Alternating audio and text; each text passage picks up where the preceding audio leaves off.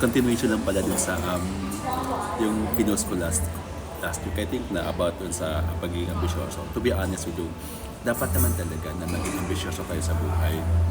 Kasi bakit? Doon tayo humuhugot ng lakas natin, yung ambisyon natin.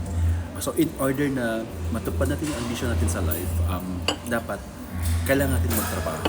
Hindi naman po pwede yung like, sabi mo, okay, may ambition ka, like for example, gusto ko pumunta ng Canada. Ambition mo yun, right? Kasi parang dream come true mo siya pumunta ng Canada. Pero wala ka namang ginawa. Sinabi mo lang. Diba? Pag sinabi mo, gusto kong pumunta ng Canada because that's my dream come true. Dapat pagtrabahuan mo. Magtrabaho ka. You need to work for it. Para makapunta ka. Para marating mo yung pangarap mo na makapunta ng Canada. You know what I'm saying, babe? Yeah. Yun, dapat gumawa ka. At least at the end of the day, wala kang regret sa buhay na what if ginawa ko? What if nag-apply ako pumunta ng Canada?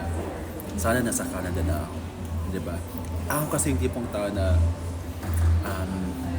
talagang pag may pangarap ako, pag may ambition ako, talagang ginagawa ko yun. Promise. Kasi at the end of the day, wala akong regret. Alam niyo yun. Tulad niyo yun. Dati, like, to be honest with you guys, like, never of my wildest dream na makarating ako ng Canada. Like, suntok sa buwan na marating ko yung pangarap ko. Pero nag-ambition ako,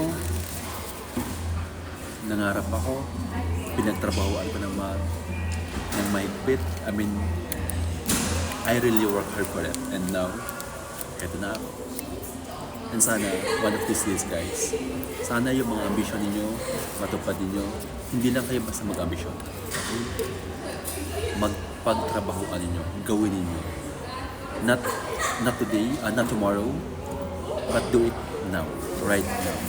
Kumilos na kayo para ma-achieve niyo yung ambisyon ninyo sa life. Bye!